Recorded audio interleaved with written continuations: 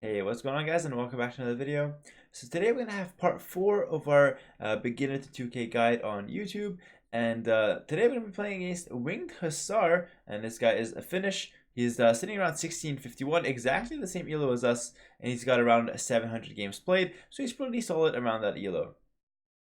If you guys do notice, I do have 3 games played, even though I've only made the videos of 2, and that's because I have a confession to make. I played a full game, recorded it for the guide, and it was muted. So it was muted the whole time, but it's no big deal because I will use the recording of that game, and I'll actually leave it for next episode where I do recorded game analysis. So next episode will be 2 games, recorded game analysis, and I'll just be able to go over the recs and talk about the thought process and exactly what happened during the games. So you guys have that little bit of spice in the guide as well. So both live games and a bit of rec analysis. So for today's episode, I'm really going to be focusing on a few things, but most of them are going to be playing into the fact of improving or increasing your APM or your speed. So the main thing I'm going to be talking about is control groups. So control grouping your scouts, your production buildings, even your sheep in the early game. I'm going to also be talking about production. So, producing vills, military units, whatnot. And lastly is just how to keep everything functioning at the same time, pretty much. So how to tab back between your TC, your army, and your production buildings. All right. So without further ado, let's hop right into the video.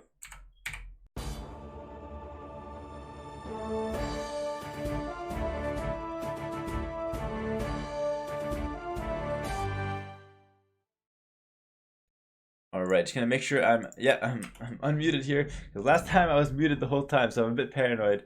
Alright, so let's just hop into this next game here. Again, I'm gonna be talking about just how to increase your speed overall, and we'll still talk about the same scouting thing as per usual. Defending or predicting what your opponent's gonna go for, and seeing if you're right about it. I actually ended up getting Celts here. I've gotten Celts once before, and I went Archers last time. This time, just for the sake of getting a scout builder out there, I'm gonna go Scouts with Celts. Again, their most popular opening is probably the Men-at-Arms, but I'm gonna be saving that till at least episode 6, I think. Just because, like I said, I think it's a little bit too early for Men-at-Arms. I'm gonna stick with the more basic build. So we're gonna go for some Scouts here. My opponent is gonna be playing as the Berbers. So Berbers are quite known for the Scouts as well. Gonna be sticking with the team colors for this series. I've heard it's better for the colorblind people. Maybe someone can correct me or confirm that in the chat. Sorry, in the comments, not the chat. Alright, so let's talk about sheep scouting. So obviously you see me scouting with a bunch of sheep, and you're probably thinking, no way I can do that. I wasn't like this. It took a lot of practice and muscle memory for me. Basically what I'd recommend is start with just one. Start with 1 sheep and 1 scout. If that's not working out for you, try numbering that sheep to control 2, and I number my scout to control 1. That way I can go to 2 space, go to my sheep, 1 space, go to my scout, and then just quickly go back to my town center as well. So if I do that fast, it looks like this. Alright, you guys see how that works out? Again, personally, I don't do that. I like to just scroll around the map and quickly assign the sheep to scout. And like I said, you're not going to be as fast right away. Don't worry, take your time, 1 sheep at a time, and eventually you'll get to the point where you're able to micromanage multiple sheep and your scout all at the same time. Alright, so that's pretty much sheep scouting out of the way. It's not a big deal, but it definitely does help, and I'd recommend you guys at least practice, getting good at it, and that way eventually you'll be able to incorporate it into your game without thinking about it too much. It shouldn't be something that takes your mind off other things, but it's also an important aspect of the early game. Alright, I also, speaking of control groups, number my villagers that go get the board to control 2. So there it is. So while I do my builder here, I'm tabbing from my scout to my villager and back again. If I do that quickly, I can even mix in a TC here and there. And that way I just keep track of all my important units and my TC as well in this early game. Alright, I'm bringing the support no problem.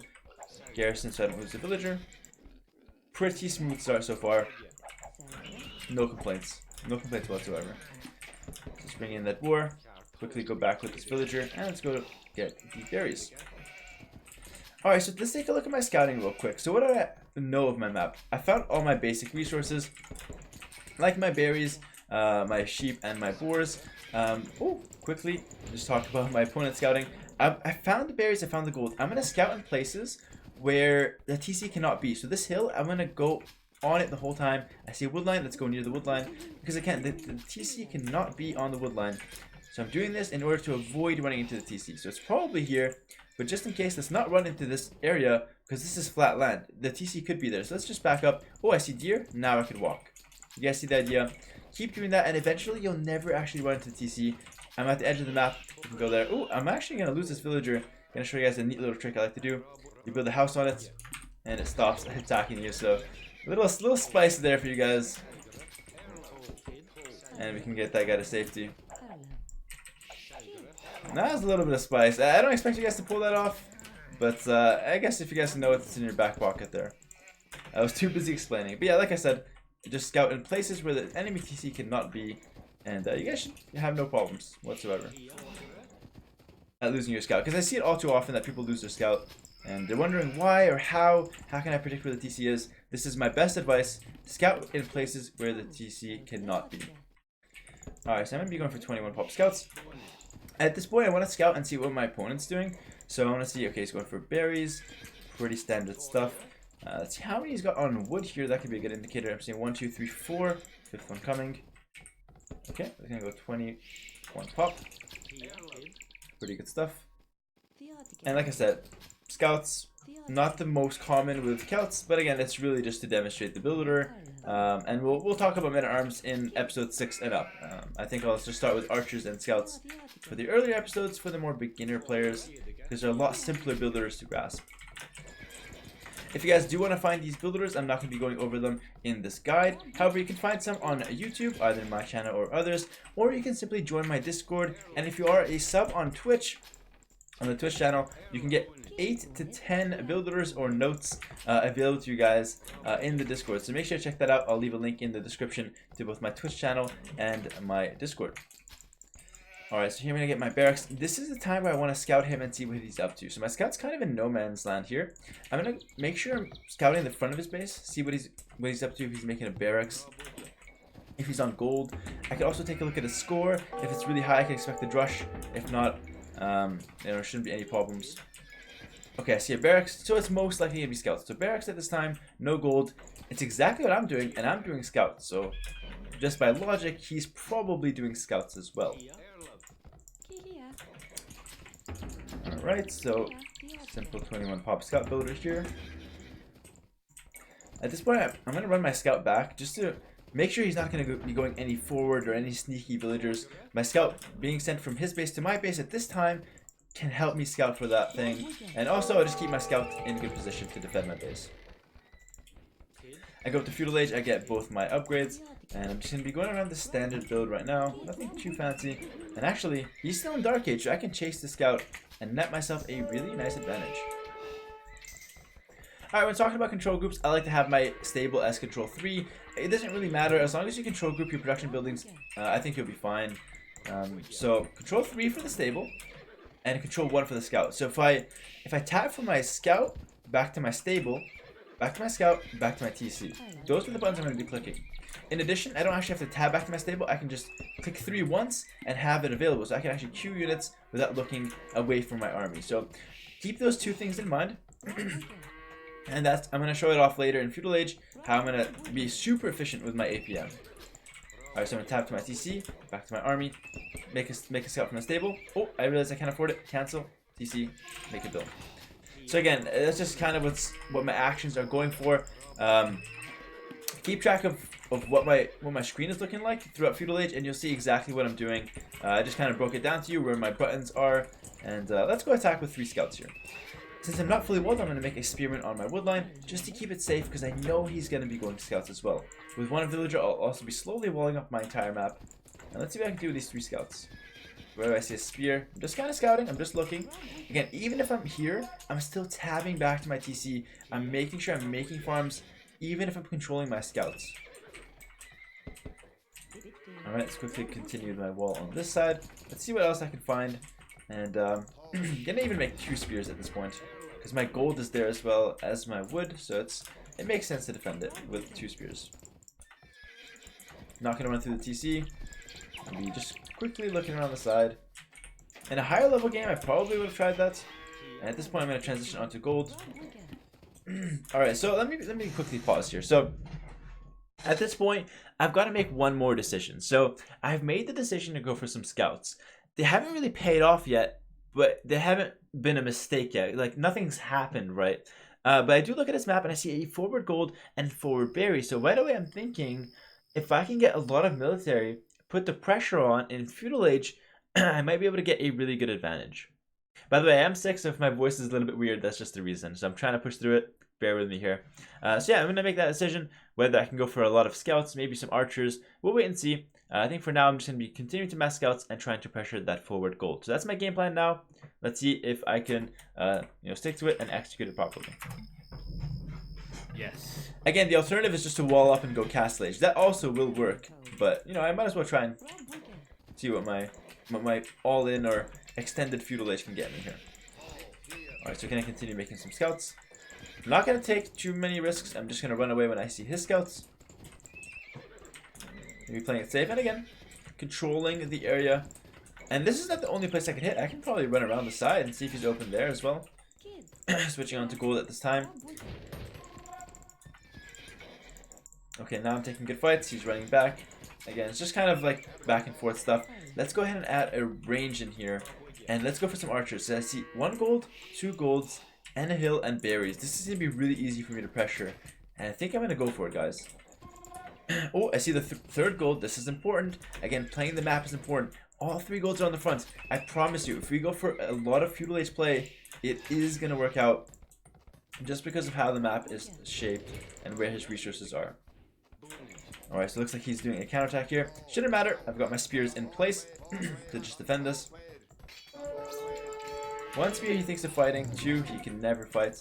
He did scout my range though. Okay, let me just talk about my control groups once again. So when I have a different production buildings, I'm going to keep them on control 4 now. So it's another control group for those guys. So I've got 1 for my scout, for my units. If I had 2 groups, I'd do control 2 for this, control 1 for this. Group them together, just becomes control 1. 3 for my stable, and 4 for my ranges. Continue making my scouts here. And at this point, let's also go for the wheelbarrow. So this guy's stuck. Let's just make sure she's able to farm or mine the gold. Alright, and then with my scouts here, I could be ready to move out and look for some damage. If he's going to be walled, you know what? Maybe I should just wait a little bit. Because he might be walled right now. So I'm going to need my archers to get into the fight to be actually able to do some damage. So I'm going to wait for my archers to get into the fight. Again, I'm spending my resources here because my plan is to go all in feudal. Or at least very aggressive with army in Feudal Age. Why not just commit to that? I'm going to put all my resources into army at this point. I'm not going to save up resources for Castle Age. I'm committing to the Feudal Age. And this, if there's one advice I can give you guys, is no matter what strategy you go for, to just commit to it, you'll have a lot more success in your games. Right, he's going to get fletching now as well. He's lost a few of his scouts here, so he's in a bit of a pickle. But he has scouted just how many scouts I've made, so maybe that's going to help him as well. And with my archers, let's move out. So I've got archers, I've got scouts. I've got 7 on gold, that's all I need for archers. Might add an 8th one later, just to be able to pick up. Alright, and let's move out. Alright, so once I've got my army, I'm going to be able to pressure his gold. Again, that's pretty much my only target is his gold here. Whenever I attack, if I'm fully walled, I send everything forward. And I always put my production gather points forward as well. Alright, so keep that in mind. Going to be getting all my upgrades here. And making sure stuff is happening. Oh, he did a really nice move here. He went for a defensive tower. Very smartly done by him. It's not going to stop me though. It's not going to stop me. I've committed to this Feudal Age. I'm going to see it through no matter what happens. So I'm going to make sure at first my economy is going smoothly. I'm making houses. Now let's attack with my military. So just because he has a tower does not mean this is unbreachable. Let's make sure I'm spending my resources here. Upgrades coming in. I'm just going to dive straight into this and try and take out the tower with my scouts and archers. Again, I'm only doing this just because I committed to my strategy. If I commit to that strategy, I have to see it through. And this is what it comes down to. So let's sit under this tower.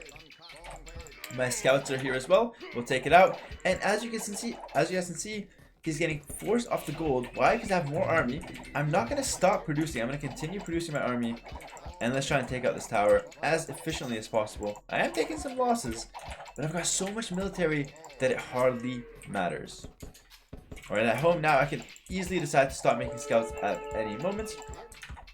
We'll continue to make some archers though. So let's stop making scouts here, because I will, I've already done damage. I'm already breaking in. In fact, he had a hole here, but let's break in legitimately. Or at least kill the tower first. I will continue making some archers now, and save up for the Castle Age.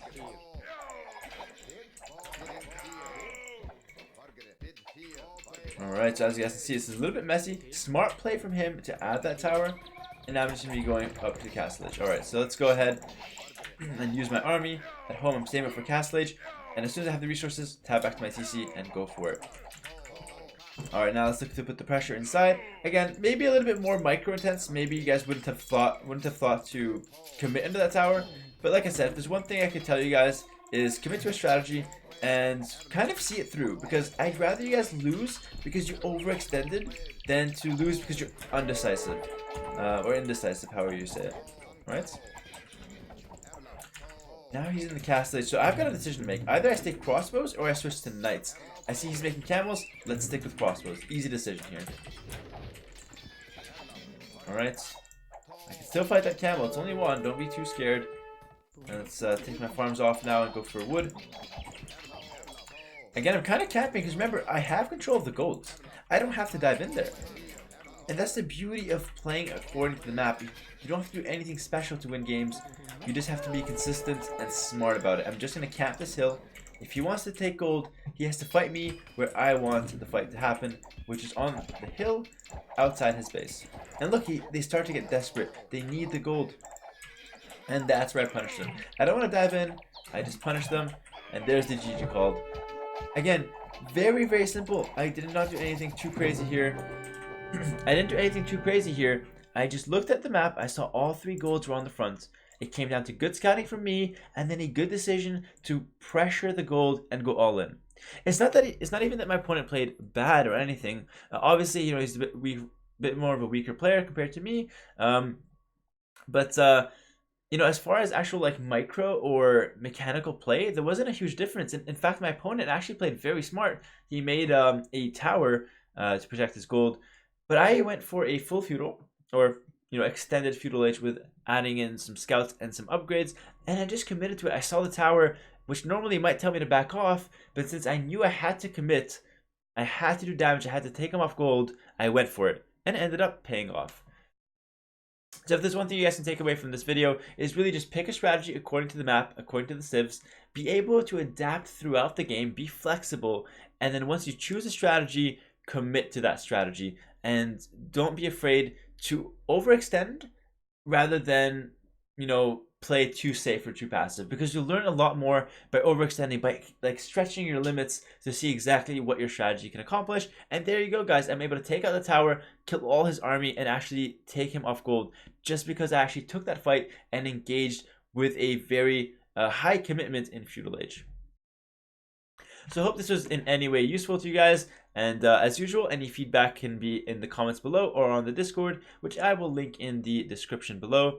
Red blue colors from now on, and next episode will be rec analysis. So I'll be playing 2 games. One has already been played and one will be played, and I'm just going to be going over them.